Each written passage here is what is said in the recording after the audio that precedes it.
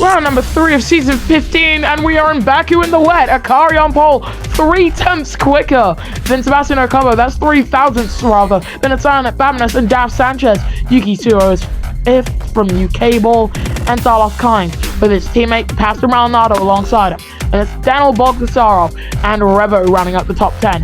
Bob, the 11 starts 11th, then it's David Cavanaugh in 12th, then it's Lawless Leclerc, Jacko Tigranes, the first Nissan of Gabo, then it's MF1 World, Marcus Nelson, then it's Theodore Schumacher, Leo, then Vashitan Tan, iWorld, and then it's Mulrez.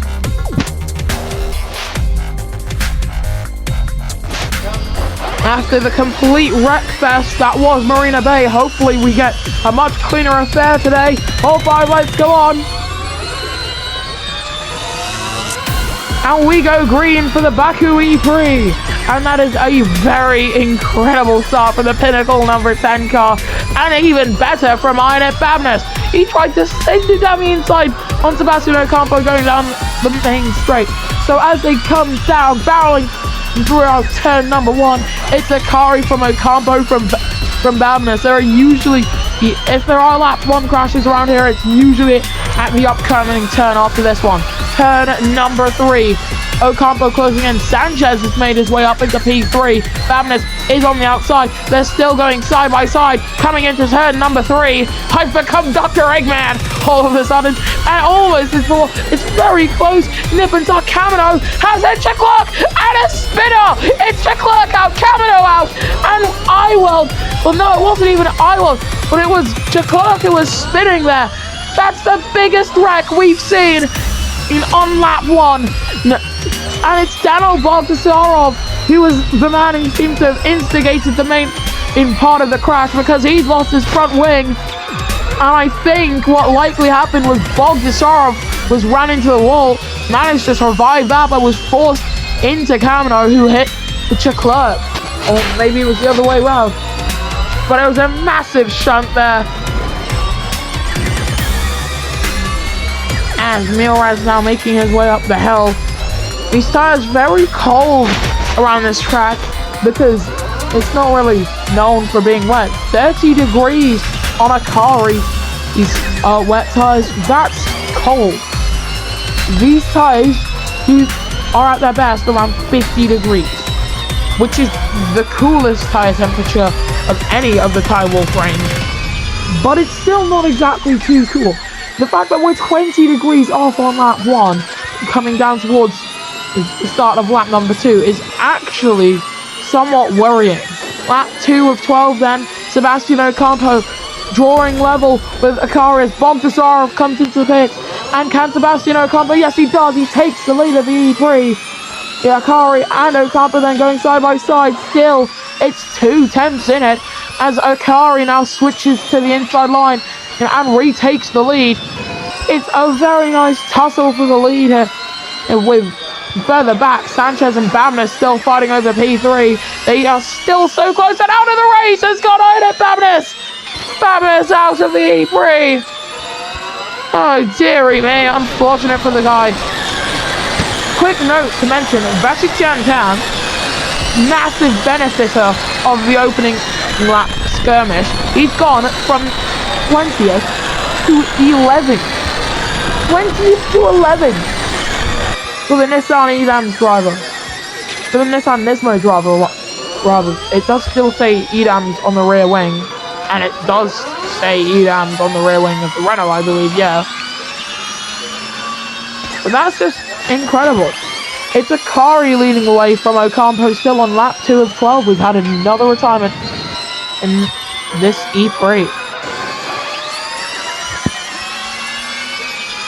So now it's Pinnacle, Andretti, Roden Toyota. Roden Toyota, by the way, leading the Constructors' Championship. Dash Sanchez, seemingly, due to his performance last time out, in the hunt for a World Drivers' Championship for the first time in his career. It does seem like we will get another Philippine World Drivers' Champion this season, but the likelihood of it being Ocampo will be low. but that being set by Akari there to 137.4 as Ocampo resends it down the inside and takes back the lead of the E3. Bob resetting the fastest lap into 137.3 as trying to go down the inside is Akari once more. He's holding on to that line to try and close in. I think he's using attack charge. He's not actually using any attack charge. It's down the main straight. Neither driver is. They are just trying to make the most of what they can without it, because they know for a fact the second it goes dry, they're in trouble. 3 wide for P6 between Maldonado, Ravo, and Solos. Kind for 2 Jaguars. It's 2 Jaguars, 1 hyperdrive. If you get the reference, you become a channel member for free when that happens. But it's Ravo currently from Kynes and Maldonado over P6 as now we come through the castle section for the first time under green. No cautions being thrown yet. Maldonado now under threat from MF1 World, who sends it, and into the wall they go! Out of the race, it's gone past Maldonado, coming through the castle section. And MF1 World has been involved in that incident quite heavily. Bashi Tiantan now up into P10 of the Nissan Nismo driver.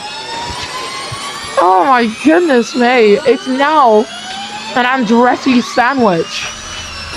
Ocampo leading, Bob Gasar heading the rear of the field.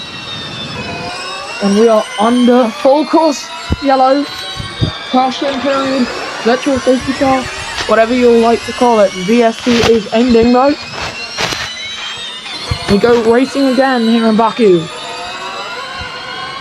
No driver thinking of coming into the pits again, then it's usually either you go onto intos or you go onto slicks here.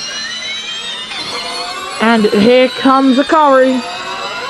He's coming on him. He sends it down the inside. And he does take P1. Gabo's setting the fastest lap of the E3 as the 2 Renault cars is squabbling over position. Neil Ray setting it down the inside.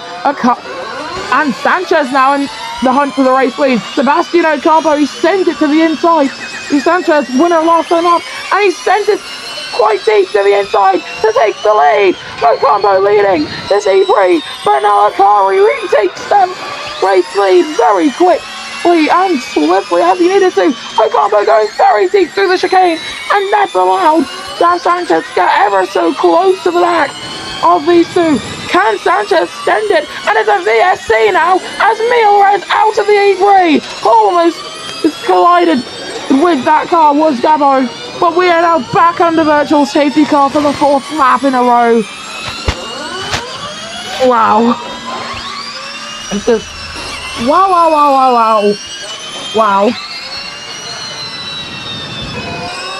I'm gonna see if we can get some team radio on lap 4 of car. Quarter race distance? Or is it a 3rd? I think it's a 3rd race distance. I can't do maths. I'm done. Virtual safety car is ending, so we will get back racing on lap 5 of 12. It's still most definitely wet though, and we go racing again. A car holding down the lead, and he's still being chased by Ocampo. It is a Philippine 1-2-3, and it's gonna change the order here with Ocampo now taking back the race lead. Ocampo to the lead of the E3. And I think my tablet's kind of fucked when it comes to sending images, because I can't get team radio in the normal way. And Akari sending it on Ocampo again. It's very close coming through the chicane, as it usually is. As again, Theodore Schumacher is making a risky move to get himself up into 8. Bastian Tan just stepping back, holding back, and Akari drops to P3, being passed by Daf Sanchez. And U-Cable getting into this action as well. He sneaks his way up into P2, like a little sneak he is. I don't know what I'm saying at this one. It's kind of funny. But it is Ocampo from U-Cable who has infiltrated the podium positions. Bashi Tiantan with a time penalty as he wall rides. He's lost his entire front wing in column. For the 2nd week in a row, he has lost out on a very good opportunity. And that's just not the way he's got to get a race win, which he has said is his intention. And that's also not going to help out Nissan's finances as well. They're lucky that they haven't retired from this race, because a retirement does lose the team quite a lot of money for repair. Into the pits come the race leaders. The race leaders enter pit lane now. And for Pinnacle Formula E team, they need a very swift pit stop. I do expect some teams, notably Nissan Nismo, to try and gamble with dry tires. I think U-Cable is gonna. No, Sanchez could lead. No, it's not gonna be him. It is Ocampo from U-Cable, from Sanchez from Akari. It is the same top four as before, as it usually is when you go from wet to dry. And Rashid Chantan, what tires does he go on to? What are those going on to the Nissan Nismo cars? They fixed the car up. It is intermediate tires, but it definitely does look to be drying again. Ocampo 2 seconds ahead of U-Cable. No attack mode was used in sight, but you can still use your attack charge, because attack mode is only allowed to be used in the dry. And riding on board with Dan Sanchez, as he's currently in P3. It does seem MF1 had a collision into the barriers, it seems, and he must have been forced into it by Carlos Sainz. Yeah, most likely a little tap, and that's going to compromise his castle section. And it has quite possibly compromised it. He went airborne and into the wall again. He's lost his other half of the front wing, so he's going to have to pit again. Taylor Schumacher, 5-second time penalty, causing a collision. Leo has been bumped by World. Iworld has been bumped. He's quite a bit there. As Gabo now, currently in the points, he's gonna be passed if he doesn't pass drivers here. It's a very slow-moving MF1 World. His teammate gets past, and Gabo's lost out quite a lot here by not being able to pass that Skoda ahead of him. He's gonna drop down, quite possibly. No, it's not gonna be P15. It's gonna be a little lower, quite possibly. But lap 7 of 12 here in Baku. It may be raining abnormally, but what isn't abnormal is the fact that we have a Philippine driver leading the way in Sebastian Ocampo. U-Cable career resurgence, quite possibly, after that P2 last time out. He's currently second again. Then it's Dan Sanchez, the man gunning for the championship lead, and then Akari. I swear to God, if Gabo bottles a point-paying position again, is the message from Nissan's team principal. Oh, do I have news for you? Do I have news for you?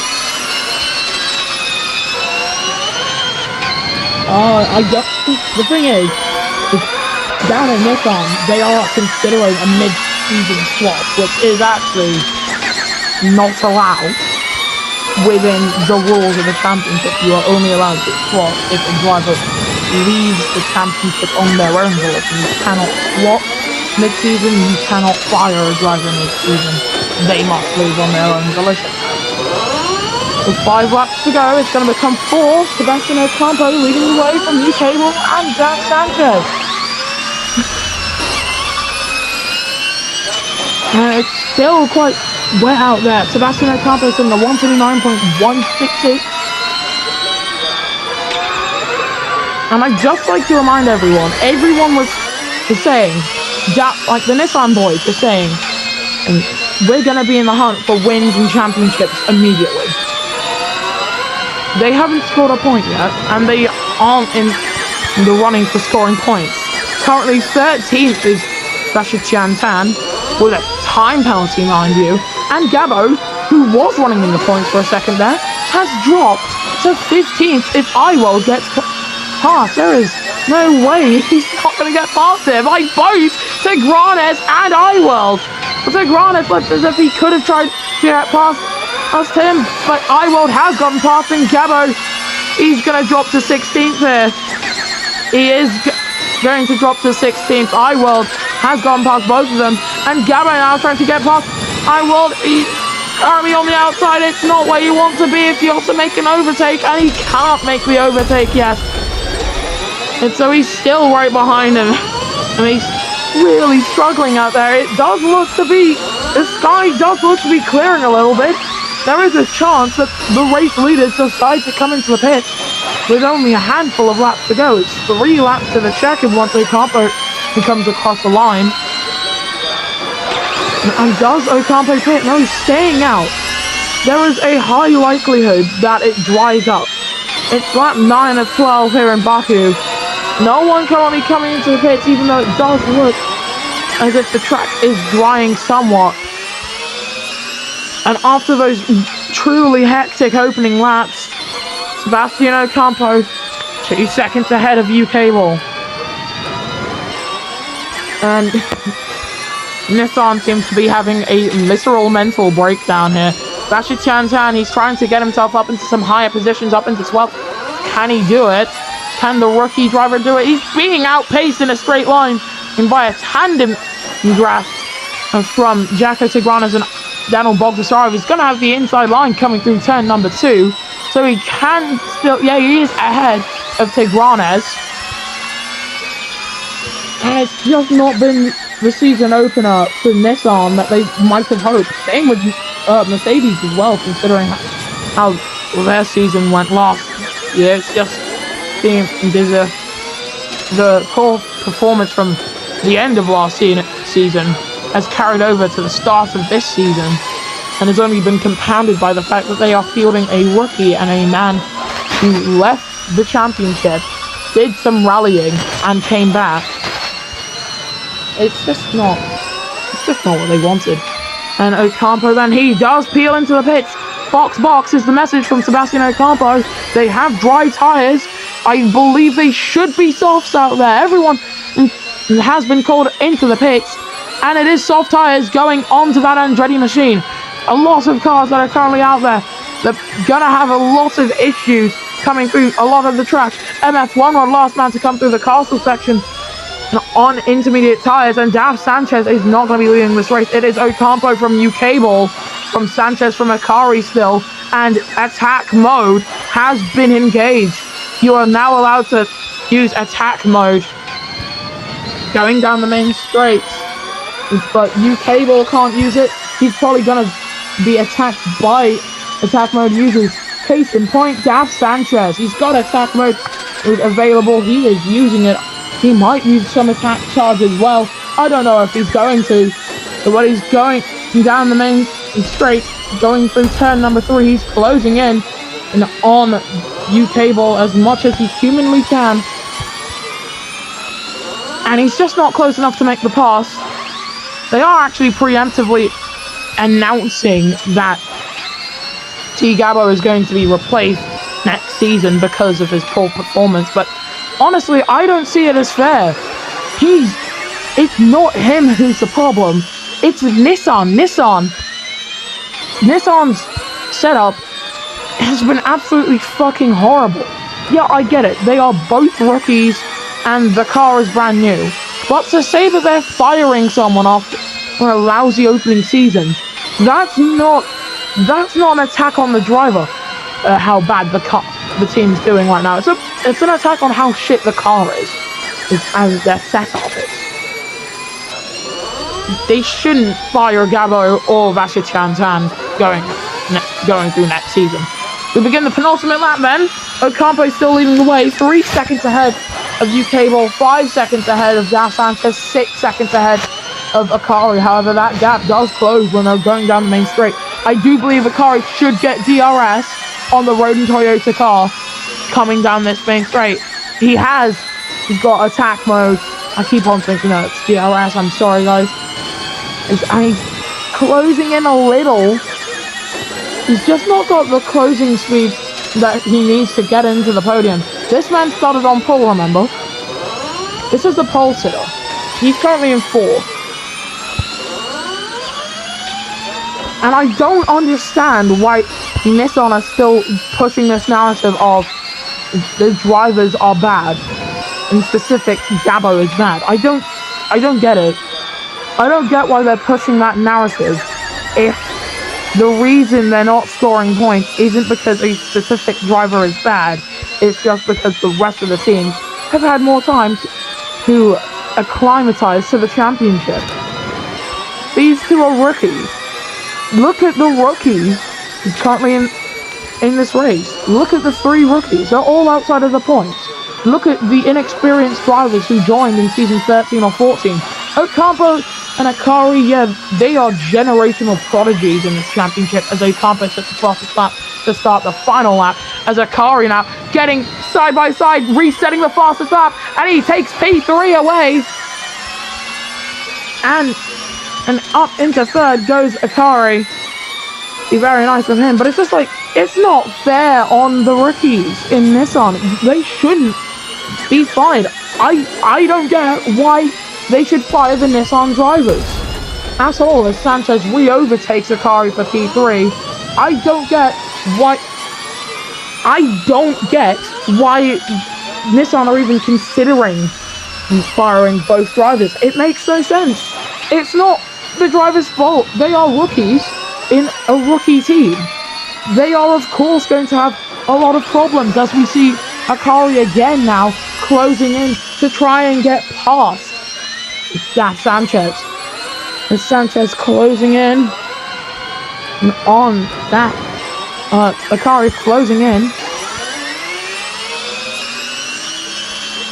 And he's just not close enough to make any move. It will come down to the main straight for the final position on the podium. But out of the final turn, Sebastian Ocampo started second, overtook Akari on the lead lap, and he's just held on to it. Akari threw everything at him at the start, but Sebastian Ocampo is your race winner here in Baku. UK Ball comes in with a P2, Sanchez third, and Akari is fourth at the end of the day, unable to retake a podium position. Carlos Sainz comes in with a P5 and Revo, respectable P6 finish. Then it's Bob, Marcus Nelson, Daniel Bogdasarov, and Yuki Suo, the top 10. Bob resetting the fastest lap. And incredibly well there from Bob to come home with that fastest lap of the Prix. Leo resetting it, and he finishes 11th, so no one will get the extra point for fastest lap. Sebastian comes across the line in 14th, Tigranes 15th, Gabo 16th, and then MF1 will come across in 17th position.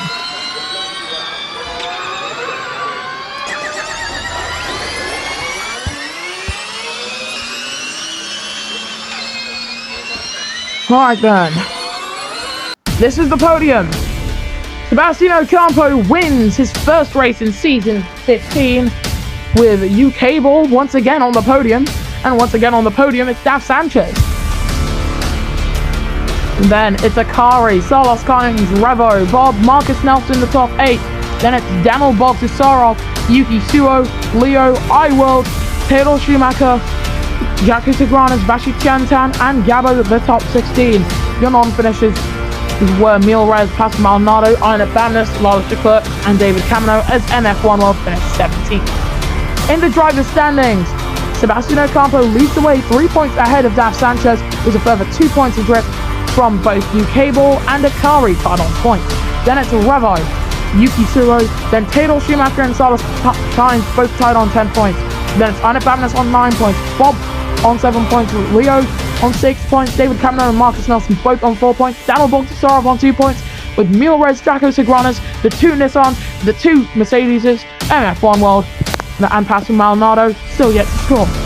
In the constructor standings, going into the Sao Paulo E-Prix, Toyota Gazoo Racing lead the way on 56 points from DS Andretti on 45. Then it's Pinnacle Formula E team on 44 points. That's just 1 point. Then 2 points adrift is 1 Honda Grand Prix. Hyperdrive Racing currently in 5th place on 29 points. Then Jaguar and Skoda tied on 10 points.